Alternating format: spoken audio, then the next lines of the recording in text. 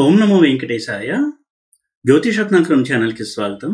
ఈ వీడియోలో ఒక జాతకంలో రవికేతువులు కనుక కలిసి ఉన్నట్లయితే ఎటువంటి ఫలితాలు ఉంటాయి, ఎటువంటి నెగిటివ్ రిజల్ట్స్ ఇస్తాడు, ఎటువంటి సడన్ పాజిటివ్ రిజల్ట్స్ ఇస్తాడు అనేది తెలుసుకుందాము. రవికేతువుల కలయిక కూడా కొంతవరకు చాలా సడన్గా రిజల్ట్స్ ఇచ్చేటువంటి ఒక కలయికగా మనం చూడాల్సి ఉంటుంది. ఎందుకంటే రాహుకేతువులు రవిచంద్రులతో కలిసి ఉండడం అనేది పితృదోషంగా చెప్పబడింది. అయితే పితృదోషం అనేది కొంత పక్కన పెట్టినా కానీ వేరే రిజల్ట్స్ ఎలా ఉంటాయి రవికేతువులు కలిసినప్పుడు? ఎందుకంటే రవి ఒక పాపగ్రహము, తీవ్రగ్రహము, కేతువు కూడా తీవ్రగ్రహము. ఇటువంటి రవి కేతువుతో కలిసినప్పుడు ఎటువంటి సమస్యలను సృష్టించారు వాళ్ళిద్దరూ ఉన్నటువంటి హౌస్లో, అలాగే రవి యొక్క కారకత్వం ఏ విధంగా ప్రభావితం అవుతుంది అనేది కూడా మనం గమనించాల్సి ఉంటుంది. నైసర్గికంగా పితృకారకుడైనటువంటి రవితో కేతువు కలవడం అనేది పితృదోషంగా చెప్పబడింది.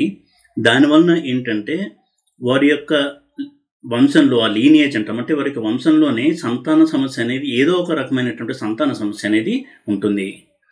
సంతానం వృద్ధిలోకి రాకపోవడం కావచ్చు, సంతానంకి అనారోగ్యం ఉండొచ్చు, లేదా అనారోగ్యం ఉండడం కావచ్చు, లేదా సంతానం యొక్క అభివృద్ధి సరిగ్గా లేకపోవడము, ఇటువంటి వాటి వలన బాధపడేటువంటి అవకాశాలు ఉంటాయి. ఫ్యామిలీలో సడన్ డెత్స్ అనేవి జరగడము, చాలా సీరియస్ హెల్త్ ఇష్యూస్ రావడము, ఇలాంటివి ఉండేటువంటి అవకాశాలు ఉంటాయి. అయితే రవి ఒక ఈగోయిస్టిక్ ప్లానెట్, అంటే సెల్ఫ్ రెస్పెక్ట్, ఈగో అనేది ఎక్కువగా ఉండేటువంటి ప్లానెట్ రవి.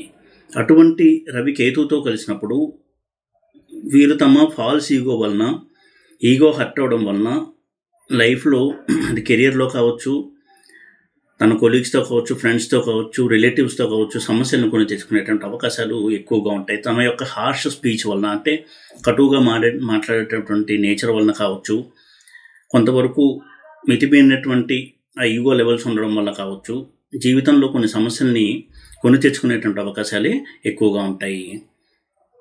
అయితే రవికేతువుల కలయికని మనం అనలైజ్ చేసేటప్పుడు గమనించవలసింది, ఈ కలయిక అనేది చాలా సడన్గా ఈవెంట్స్ని తీసుకొచ్చేటువంటి ఒక కలయిక. అది మంచిది కావచ్చు, లేదా నెగిటివ్ రిజల్ట్స్ కావచ్చు.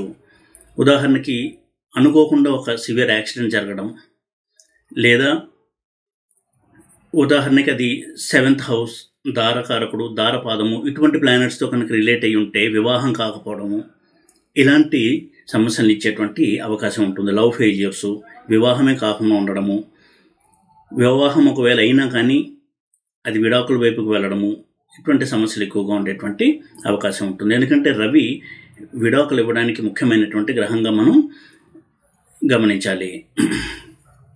అదేవిధంగా అధికారానికి, పవర్ అండ్ అథారిటీ, చేసేటువంటి జాబ్లో తన యొక్క స్థాయి, వీటిని సూచించేటువంటి ప్లానెట్ రవి కాబట్టి రవికేతువుల కంజంక్షన్ అనేది ఒక్కొక్కసారి వారి యొక్క పదవికి గండాన్ని తీసుకురావడము, స్టేటస్కి ఇబ్బంది కలిగించడము, తన మీద నిందారోపణ చేయబడము, ఒక్కొక్కసారి పనిష్మెంట్ అనుభవించాల్సి రావడము, ఇలాంటివి కూడా జరిగేటువంటి అవకాశం ఉంటుంది ఈ కలయిక వలన. కాబట్టి రవికేతుల కలయిక అనేది పితృదోషాన్ని సూచిస్తుంది, సంతానపరమైనటువంటి సమస్యలను సూచిస్తుంది. అదేవిధంగా కొంతవరకు చేసేటువంటి వృత్తిలో తన స్థాయికి ఇబ్బంది కలిగించేటువంటి పరిస్థితులను కల్పిస్తుంది. స్థాయికి, హోదాకి భంగము, పదవీ భంగము, ఇలాంటివన్నీ కూడా కలిగించేటువంటి అవకాశాలు ఉన్నటువంటి కలయిక రవికేతువుల యొక్క కలయిక. ఒక్కొక్కసారి సీరియస్ హెల్త్ ఇష్యూస్ను కూడా ఇస్తుంది ఈ కలయిక. ఇక ఈ రవికేతువుల కలయిక అనేది ఏ ఇంట్లో ఉంటే ఎటువంటి ఫలితాలను ఇస్తుంది అనేది కూడా మనం అర్థం చేసుకోవాల్సి ఉంటుంది. ఒక్కొక్క హౌస్లో ఈ కాంబినేషన్ ఒక్కొక్క రకమైన రిజల్ట్ ఇచ్చేటువంటి అవకాశం ఉంటుంది. లగ్నంలో కనుక రవికేతువులు కలిసి ఉన్నట్లయితే ఇది వారికి ఒక అట్రాక్టివ్ పర్సనాలిటీ, డైనమిక్ నేచర్, కష్టాలను ఎన్ని వచ్చినా కానీ ఎదుర్కొని పోరాడే తత్వం, ఇటువంటి చాలా మంచి రిజల్ట్స్ని ఇస్తుంది. సొసైటీలో వారికి ఒక గుర్తింపుని, వారి యొక్క నేచర్ వలన వారికి ఒక గుర్తింపు, ఇలాంటి మంచి రిజల్ట్స్ని తీసుకొస్తుంది ఈ కలయిక. అయితే ఇందాక చెప్పినట్టుగా ఫాల్స్ ఈగో, ఫాల్స్ ప్రెస్టీజ్, దీనివల్ల ఎక్కువగా సమస్యలను వాళ్ళు కొని తెచ్చుకుంటూ ఉంటారు. ఇక 2nd హౌస్లో కనుక ఈ కలయిక ఉన్నట్టయితే ఫ్యామిలీ పరంగా ఇష్యూస్, ఎప్పుడు కూడా ఫ్యామిలీలో ఘర్షణ వాతావరణము, ఆస్తి గురించి తగాదాలు, ఫైనాన్షియల్ ప్రాబ్లమ్స్, సేవింగ్స్ అన్నీ కూడా ఖర్చు అయిపోతూ ఉండడము, హాస్పిటల్ ఖర్చుల గురించి కావచ్చు, మరొక ఖర్చుల గురించి సేవింగ్స్ అంతా డ్రైన్ అయిపోతూ ఉండడము, ఇలాంటి రిజల్ట్స్ ఉండేటువంటి అవకాశం ఉంటుంది. అదేవిధంగా ఫ్యామిలీ మెంబర్స్ మధ్య ఎప్పుడు కూడా ఒక ఘర్షణ వాతావరణము, మ్యారిటల్ లైఫ్ కూడా పీస్ఫుల్గా లేకపోవడము, వివాహంలో కూడా ఎంతో ఘర్షణ, భార్యాభర్తల మధ్య ఎప్పుడూ ఒక రకమైనటువంటి ఘర్షణ వాతావరణం ఉండడము, ఇటువంటి వాతావరణం వల్ల వారికి కొంత పీస్ ఆఫ్ మైండ్ అనేది దెబ్బతింటూ ఉండడము, ఇటువంటి రిజల్ట్స్ ఇచ్చేటువంటి అవకాశం ఉంటుంది. సెకండ్ హౌస్లో రవికేతువులు ఉండడం వల్ల వారి యొక్క మాట కూడా కొంత కటువుగా ఉండి దానివల్ల కూడా వారు కొంత ప్రాబ్లమ్స్ని ఫేస్ చేస్తూ ఉంటారు సొసైటీలో. ఇంకా థర్డ్ హౌస్లో కనుక రవికేతులు కలయిక ఉన్నట్లయితే సోదరులతో ప్రాబ్లమ్స్, వారి మధ్య అపార్థాలు, మిస్అండర్స్టాండింగ్స్ వలన వారి మధ్య గ్యాప్ పెరగడము, ఇటువంటి రిజల్ట్స్ ఉండేటువంటి అవకాశం ఉంటుంది. అయితే వృత్తిరీత్యా, వ్యాపార రీత్యా ఎక్కువగా ఫారిన్ ట్రిప్స్ ఉండేటువంటి వృత్తిలో ఉండడము, దానివల్ల కలిసి రావడము, ఆర్థిక పరంగా ఇటువంటి మంచి రిజల్ట్స్ని కూడా ఇస్తుంది ఈ కాంబినేషన్. అయితే వారి యొక్క కమ్యూనికేషన్ స్కిల్స్, మార్కెటింగ్ స్కిల్స్, దీనివల్ల వారి కెరియర్లో, బిజినెస్లో చాలా ఉన్నత స్థానానికి చేరుకుంటారు. ఇక ఫోర్త్ హౌస్లో కనుక ఈ కాంబినేషన్ ఉన్నట్లయితే ఇది డొమెస్టిక్ హ్యాపీనెస్ని దెబ్బతీసేటువంటి కాంబినేషన్. అంటే గృహ సౌఖ్యం అనేది తక్కువగా ఉంటుంది. ఇంట్లో ఎప్పుడూ కూడా వాతావరణం అనేది అనుకూలంగా ఉండకపోవడము, ఏదో ఒక రకమైన ఘర్షణ వాతావరణము, మ్యారేజ్ అయిన తర్వాత మరింత ఎక్కువ అవ్వడము, ఇటువంటి రిజల్ట్స్ ఉండేటువంటి అవకాశం ఉంటుంది. పుట్టిన ఊరికి దూరంగా ఉండి చదువుకోవాల్సి రావడము, పుట్టిన ఊరి నుంచి దూరంగా ఉండి ఉద్యోగం చేయాల్సి రావడము, ఇటువంటి రిజల్ట్స్ కూడా ఉంటాయి. అదేవిధంగా ఫారిన్ ల్యాండ్లో సెటిల్ అవ్వడానికి కూడా ఈ కాంబినేషన్ అనేది హెల్ప్ చేస్తుంది. మాతృభూమిని వదిలి ఫారిన్ ల్యాండ్లో సెటిల్ అవ్వడము, ఎప్పుడు కూడా మదర్ ల్యాండ్ని మిస్ అవుతూ ఉండడము, ఇటువంటి రిజల్ట్స్ని ఇస్తుంది.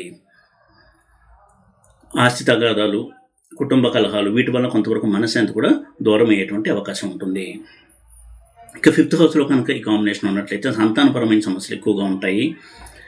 అదేవిధంగా పితృదోషాన్ని సూచిస్తుంది కాబట్టి వారి యొక్క వంశంలోనే, లీనియేజ్లోనూ ఏదో ఒక రకమైన ప్రాబ్లంతో ఫ్యామిలీ మెంబర్స్ అనేది సఫర్ అవుతూ ఉంటారు ఈ ఫిఫ్త్ హౌస్ రవి కేతువుల యొక్క ప్లేస్మెంట్ వలన. ఇది ధనయోగానికి మంచి కాంబినేషన్ అయినప్పటికీ కూడా కొంతవరకు సంతాన సమస్యను ఇచ్చేటువంటి ప్లేస్మెంట్గా చూడాల్సి ఉంటుంది ఫిఫ్త్ హౌస్లో. ఇక సిక్స్త్ హౌస్లో కనుక ఉన్నట్టయితే ఇది కాంపిటేటివ్ ఎగ్జామ్స్లో రాణించడానికి, గవర్నమెంట్ సర్వీస్లో ఉన్నత స్థానానికి వెళ్ళడానికి, సివిల్ సర్వెంట్స్గా, ఐఏఎస్, ఐపీఎస్ ఇటువంటి రంగాల్లో రాణించడానికి చాలా బాగా సహాయపడేటువంటి కాంబినేషన్ అండ్ ప్లేస్మెంట్. ఎప్పుడు కూడా వీరు ప్రత్యర్థుల మీద పై చేయి సాధిస్తూ ఉంటారు వారు ఉన్నటువంటి వృత్తిలో. ఇక సెవెంత్ హౌస్లో కనుక ఇది ఉన్నట్టయితే ఇది వైవాహిక సౌఖ్యానికి చాలా చాలా నెగిటివ్ కాంబినేషన్ అండ్ ప్లేస్మెంట్గా చూడాల్సి ఉంటుంది. డైవర్స్కి దారి తీసేటువంటి పరిస్థితులు ఎక్కువగా ఉంటాయి. ఘర్షణ వాతావరణం ఎక్కువగా ఉంటుంది వారి యొక్క మ్యారిటల్ లైఫ్లో. ఇక ఎయిత్ హౌస్లో కనుక ఇది ఉన్నట్టయితే వారికి వారసత్వంగా రావాల్సినటువంటి ఆస్తి ఏదైతే ఉందో అది రావడంలో ప్రాబ్లమ్స్ ఉండడము, అదేవిధంగా పిత్రార్జితాన్ని అనుభవించడంలో కష్టాలు ఉండడము, ఇటువంటి ప్రాబ్లమ్స్ ఉండే అవకాశం ఉంటుంది. అనుకోకుండా చాలా తీవ్రమైనటువంటి యాక్సిడెంట్స్కి గురవడము, తీవ్ర అనారోగ్యాలకు గురవడము, ఇటువంటి రిజల్ట్స్ కూడా ఉంటాయి ఎయిత్ హౌస్లో రవికేతువుల యొక్క కాంబినేషన్ వలన. అయితే ఇది జ్యోతిష్యము, ఇటువంటి ఆకల్ట్ సైన్సెస్ అంటాం, వీటిలో రాణించడానికి సహాయపడేటువంటి కాంబినేషన్ అండ్ ప్లేస్మెంట్. ఇక నైన్త్ హౌస్లో కనుక కాంబినేషన్ ఉన్నట్లయితే ఒక రకంగా ఇది అదృష్టాన్ని ప్రమోట్ చేసేటువంటి కాంబినేషన్గా చెప్పచ్చు. అయితే తండ్రితో కొంతవరకు విభేదించేటువంటి అవకాశాలు ఎక్కువగా ఉంటాయి. స్వయం కృషితో వారు జీవితంలో, ఉద్యోగంలో, వ్యాపారంలో ఉన్నత స్థానానికి చేరుకోవడానికి ఈ కాంబినేషన్ అనేది హెల్ప్ చేస్తుంది.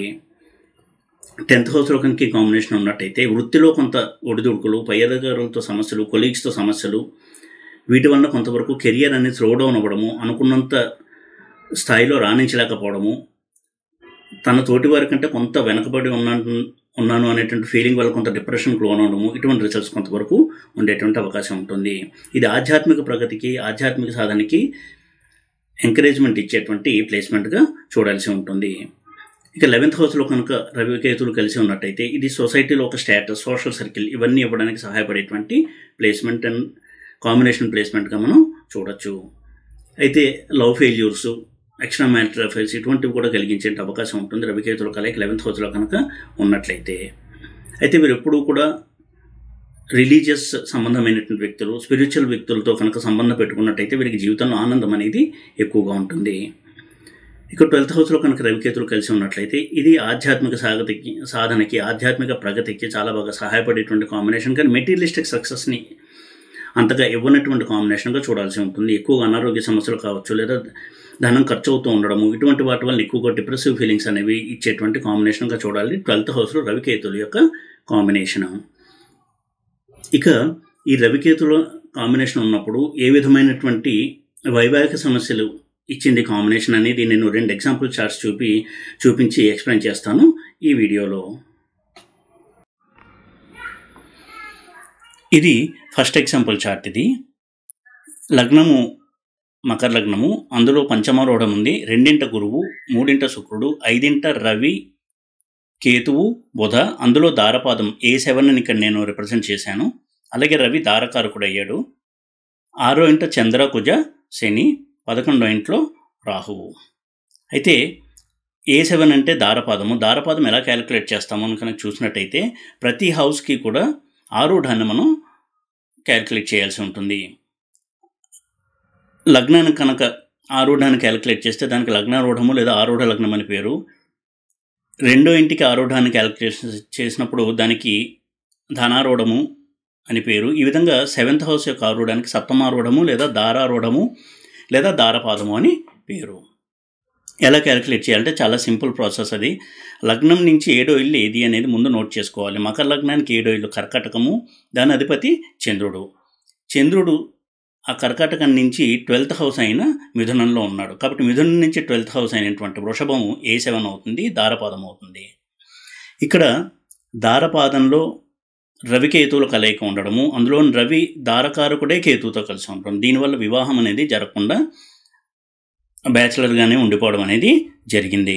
అందులో ఇక్కడ A7, A5 ఈ 2 కూడా రాశి దృష్టితో పరస్పరం చూసుకుంటున్నాయి. అంటే రవికేతువుల యొక్క దృష్టి A5 మీద కూడా ఉంది. అందుకే లవ్ ఫెయిల్యూర్ అయ్యి మ్యారేజ్ కాకుండా ఉండిపోవడం అనేది జరిగింది.